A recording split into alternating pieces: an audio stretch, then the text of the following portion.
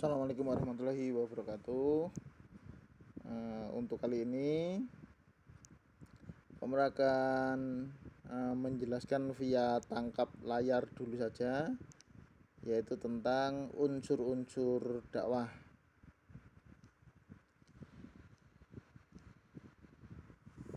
Ya, untuk unsur-unsur dakwah ini dalam Quran surat Yusuf ayat 108. A'udzu billahi minasyaitonir rajim. Bismillahirrahmanirrahim.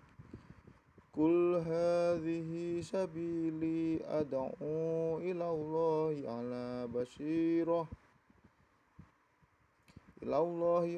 basiratin ana wa manittaba'ani wa subhanallahi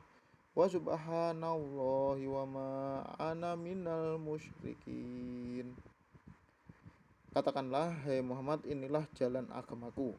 Aku dan orang-orang yang mengikutiku mengajak kamu kepada Allah atas dasar basirah, hujah yang nyata. Maha suci Allah, aku tidak termasuk orang-orang yang musyrik. Yusuf ayat 108 ini maknanya dalam sekali, maknanya menyeluruh. Akan Pak Menur sampaikan singkatnya.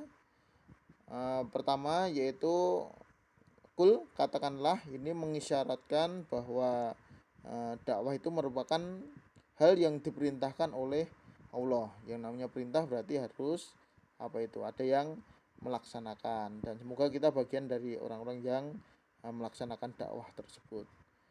Yang kedua yaitu hadhihi sabili, inilah jalanku, menunjukkan risalah atau misi dakwah yang harus dikerjakan secara baik dan tidak menggunakan jalan lain, karena Islam hanya satu, harus diikuti dan tidak boleh mengikuti jalan lain yang akan menyesatkan. Itu misi dakwah. Kemudian ad'u, aku mengajak. Ini memberi petunjuk bahwa dakwah adalah gerak yang berkelanjutan, gitu ya. Jadi tadi misinya jelas, diperintahkan, misinya jelas, terus kemudian ini sifatnya itu gerak yang berkelanjutan, gitu. Tidak ada kata berhenti dalam dakwah. Jadi meskipun dalam bergerak mencapai tujuan, bila sudah tercapai, tidak bekerja untuk kita harus tetap bekerja untuk memelihara dan meningkatkan kualitas maupun kuantitas. Jadi yang sudah bisa kita bina, gitu ya, itu kualitasnya kita tambah. Syukur-syukur nambah kuantitas kita. Di kampung banyak yang mengikuti kita, atau yang mengikuti ajakan-ajakan kita untuk selalu beribadah, begitu. Demikian hingga Allah mewarisi bumi ini. Berikut isinya. Ilallah, jadi karakternya yaitu kepada Allah, menunjuk tujuan akhir yang benar dalam dakwah, yaitu mencapai ridho Allah. Dakwah itu proyek Allah, maka dakwah harus dimaksudkan untuk mendapatkan ridho dan balasan dari Allah. Keuntungan dunia itu hanya merupakan efek, gitu ya, yang betapapun besarnya tetap kecil dibanding dengan pahala dan keridhaan Allah. Makanya kalau Allah ridho, nanti kita akan mendapatkan surga-Nya Allah Subhanahu wa taala. Kemudian ala basirah, maksudnya apa? Yaitu menunjukkan bahwa dakwah harus didasarkan pada pedoman dan konsepsi yang jelas, bukan dogma, bukan doktrin-doktrin saja. Ini penting agar orang bisa menentukan pilihan atas dasar kesadarannya. Jadi bukan dihipnotis, bukan di doktrin, tapi benar-benar sadar, bisa berpikir bahwa kita memberikan hal-hal ajakan yang masuk akal, gitu ya. Nah, sehingga mereka sadar untuk mengikuti jalan kebenaran. Maksudnya aku menunjukkan kiadah atau pemimpin yang tulus ikhlas dalam dakwah. Nah, ini banyak pengorbanannya biasanya kalau pemimpin tidak mengharap selain ridho Allah. Jadi mereka itu biasanya yang jadi pemimpin itu sudah lillahi ta'alanya tinggi. Tidak mungkin seorang pemimpin itu punya motif-motif yang lain, kecuali kalau pemimpinnya nggak beres, gitu. Rasulullah Shallallahu Alaihi Wasallam itu sebaik-baik referensi, sebaik-baik teladan gitu ya.